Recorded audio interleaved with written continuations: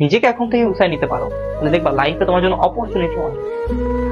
তুমি যদি ম্যাথ নিয়ে পড়াশোনা করতে চাও, তুমি যদি কেমিস্ট্রি নিয়ে পড়াশোনা করতে চাও, তুমি যে কোনো বিষয় নিয়ে পড়াশোনা করতে চাও না কেন, ওই সাবজেক্টের তোমার ইন্টারেস্ট থাকতে হবে। দেখবা তুমি যে কোনো একটা অভিজ্ঞতা অর্জন করো, তোমার জন্য হিউজ অপরচুনিটি রয়েছে। বা দিন শেষে যদি তুমি ঘুমিয়ে কাটাও, দেখবে যে তোমার অপরচুনিটি অন্যজন নিয়ে যাচ্ছে। তুমি যদি পরিশ্রম করো, আল্লাহ তোমাকে নিরাশ করবে না।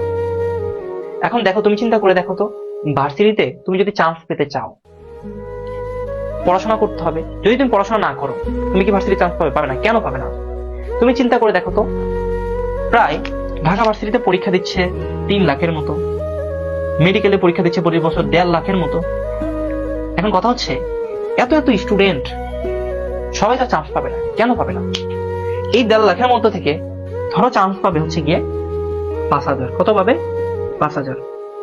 বাট পরীক্ষা দিয়েছে বা পরীক্ষা দিবে কয় লাখ? 1.5 লাখ। বাট কেন 5,000-ই চান্স পেল? কারণ কি?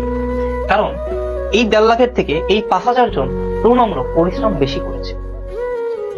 এখানে কিন্তু প্রত্যেকেই মেধাবী, কারণ সেই যোগ্যতা নিয়ে মেডিকেল আবেদন করেছে, প্রত্যেকেই মেধাবী। বাট সকল মেধাবীরা কিন্তু এখানে চান্স পায়নি। একমাত্র কারা চান্স পেয়েছে? একমাত্র চান্স পেয়েছে পরিশ্রমীরা। কারা? পরিশ্রমী। এখন কথা হচ্ছে, ভাইয়া মেডিকেলে চান্স পাই কি সবকিছু? ভার্সিটিতে চান্স পাই কি সবকিছু? না ভাইয়া। কথা হচ্ছে গিয়ে, তুমি যেখানেই যাও না কেন, তোমাকে স্কিলফুল হতে হবে।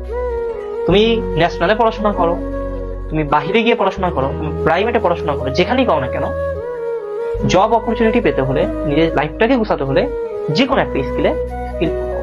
যে কোনো একটা, তোমার কেউ দাঁড়া রাখতে পারবে না। তো মোরাল অফ দ্য কেস হচ্ছে গিয়ে, লাইফটা তো পার হতে হবে, তাই না? ইন্টারমিডিয়েট তো পার হতে হবে, তারপর তো গুছাতে হবে লাইফ। তো এই জন্য ফোকাস করো এখন থেকে, অন্য কিছুতে ফোকাস করো না, লাইফটাকে গুছাতে পারবে ইনশাআল্লাহ।